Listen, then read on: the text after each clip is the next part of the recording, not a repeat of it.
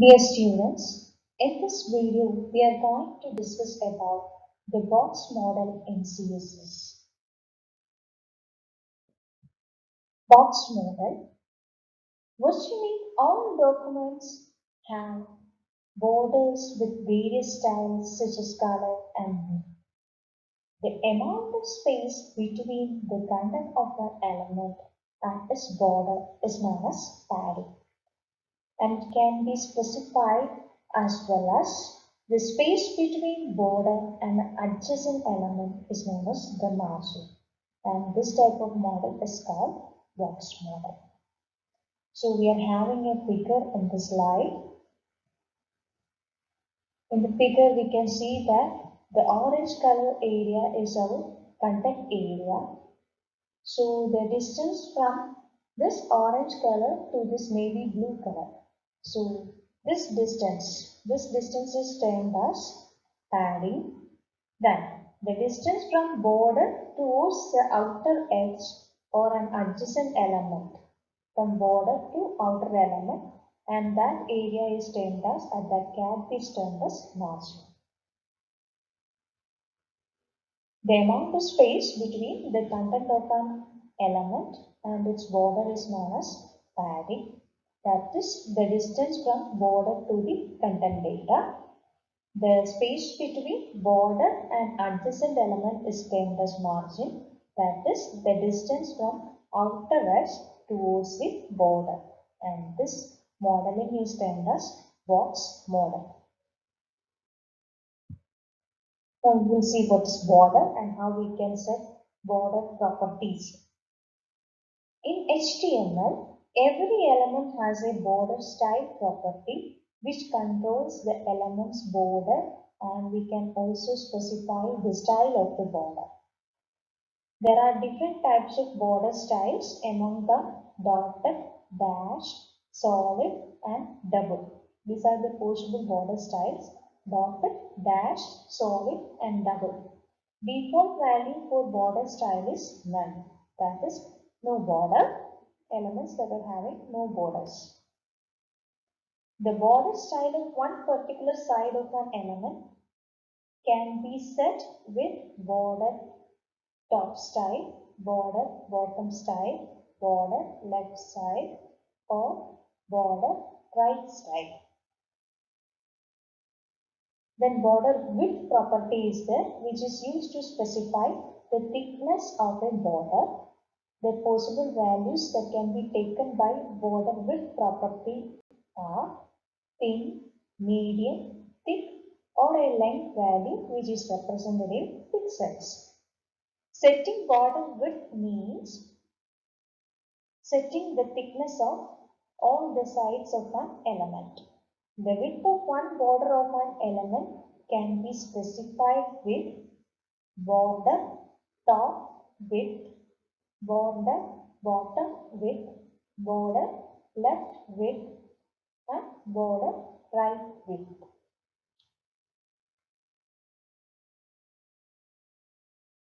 The next property for border is the color.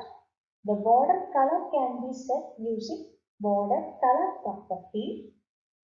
We can set different colors for different sides of a border by specifying border top color, border bottom color, border left color, border right color. An example is there, border 5 pixel solid blue. This is a shorthand expression. So here the property is mentioned as border.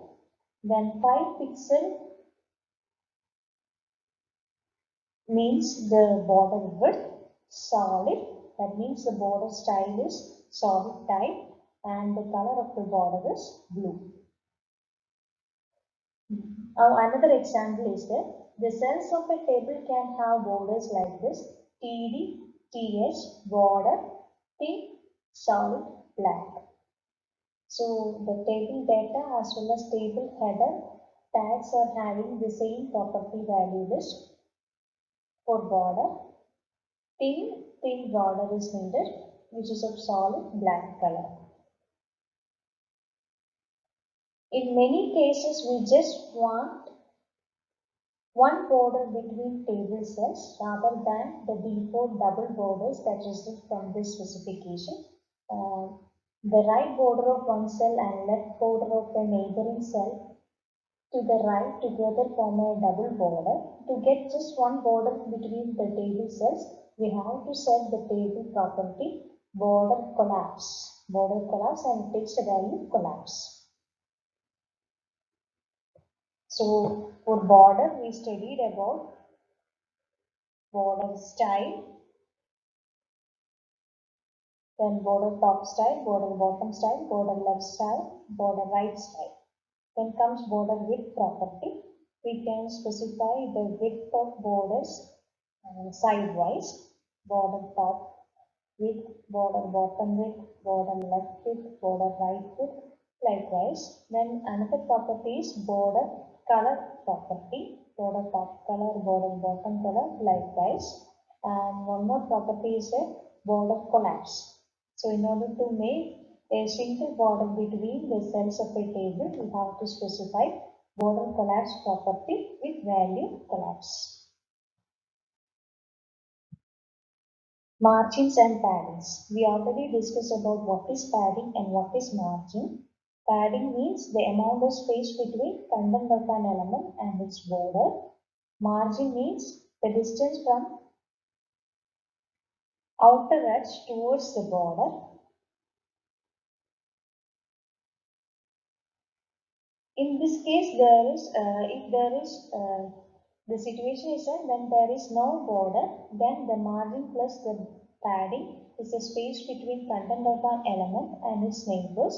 In this scenario, it may appear that there is no difference between padding and margins. That is, if we specify no border for a document, then margin plus padding is the space between content of an element and its outer edge. In this case, there is no difference between the terms padding and margin. But it makes a difference if the element is having a background. Background extends into padding but not for the corresponding margins. We can set margins for all the sides by specifying the style property margin left, margin right, margin top and margin bottom.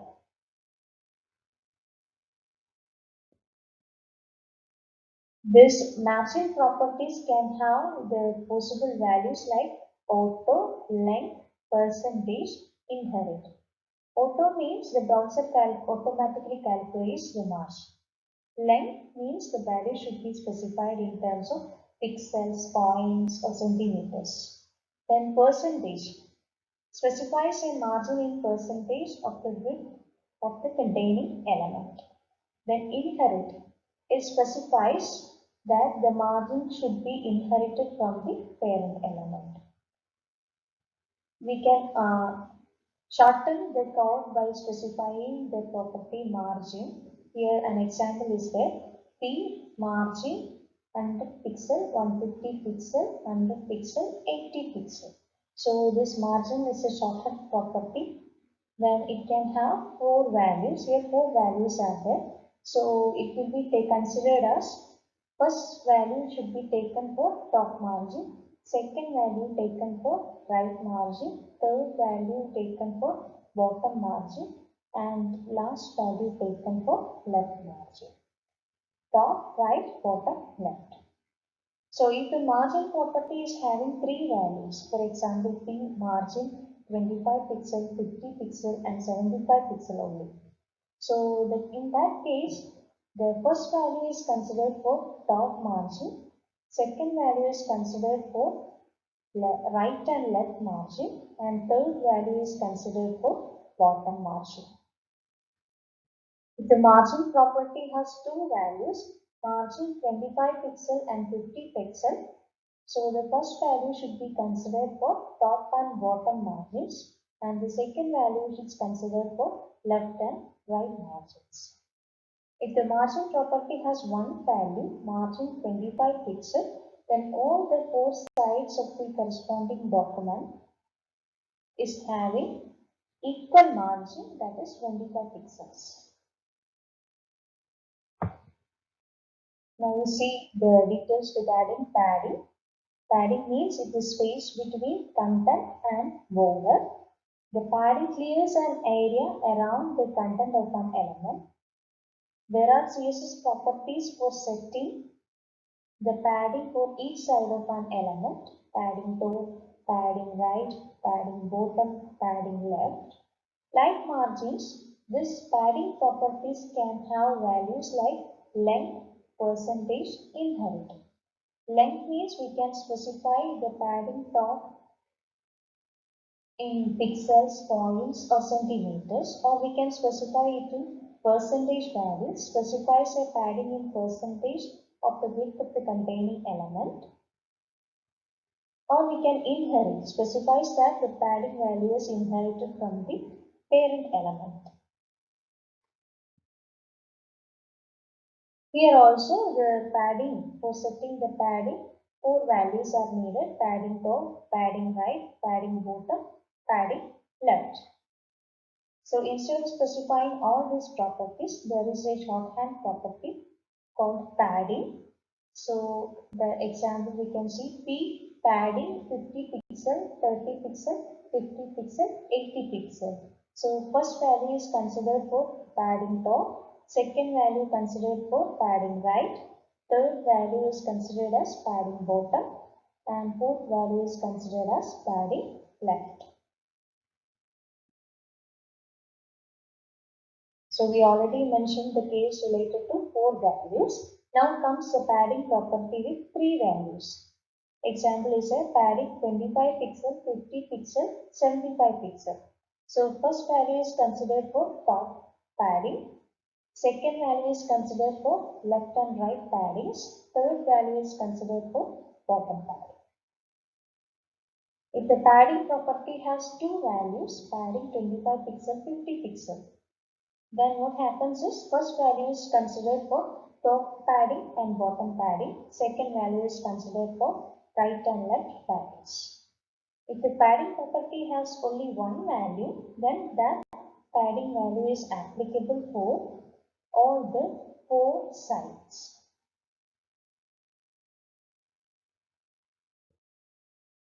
Now we move on to the CSS position property. The position property specifies the types of positioning method used for an element. There are five different position values. They are static, relative, fixed, absolute, and sticky. Elements are then positioned using top, bottom, left, and right properties. However, these properties will not work unless the position property is set first. They also work differently depending on the position value. Now we'll see all the position values in detail. First value for position is static. This is the default position of HTML components. Static positioned components are not affected by top, bottom, left, and right properties. Static positioned elements are not having any special arrangement. It will be placed according to the normal flow of the page. An example is here with a div element is stated div.static, position static, border 3 pixels, solid, a color is specified using hexadecimal characters. So here this div is placed depending upon the normal flow of the corresponding web page. No specific changes are occurred by this static position. Next value for position is relative. Position is equal to relative is position relative to its normal position. Setting all the margins of a relatively positioned element will cause it to adjust it from its normal position. So we can set left, right, top, bottom properties so that they can be adjusted in a normal position.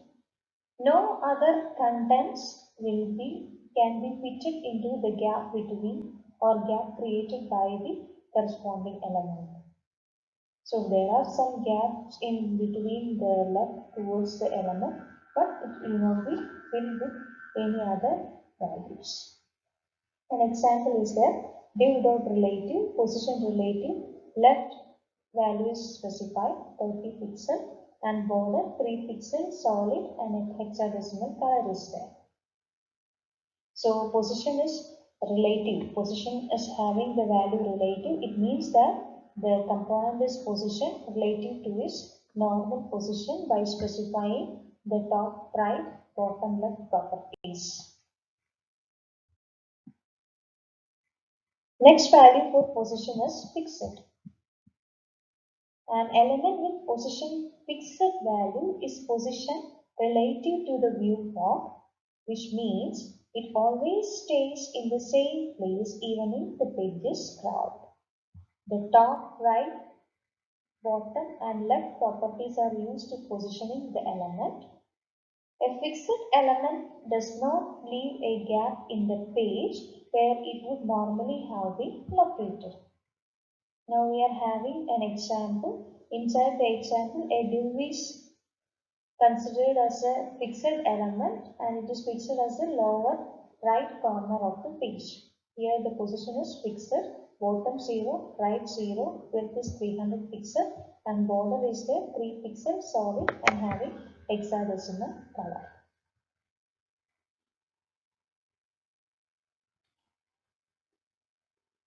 So this type of fixed elements does not produce a gap.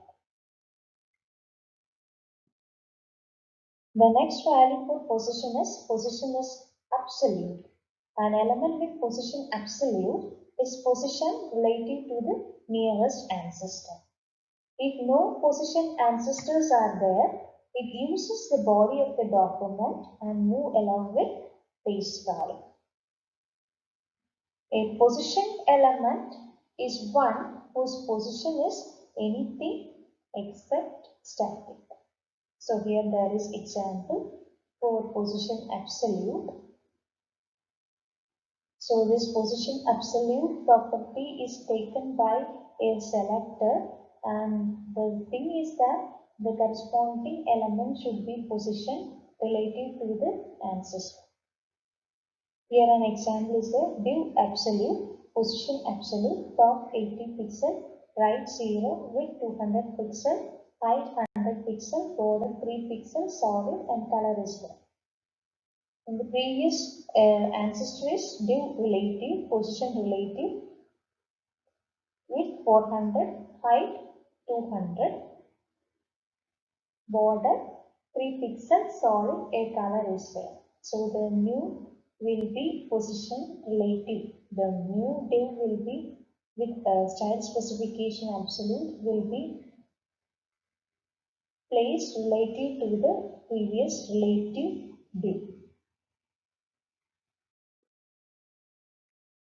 The last value that can be taken by position attribute is sticky. An element with position sticky is positioned based on the user's scroll position. A sticky element toggles between relative and fixed depending on the scroll position. It is positioned relative until a given offset position is met in the viewport. If it gets a particular area, then it sticks in the corresponding place, like fixed position component.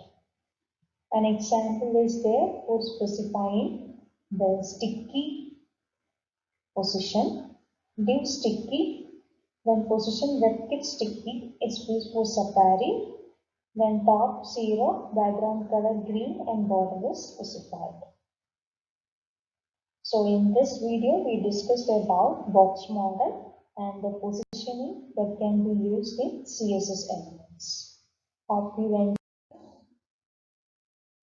Thank you.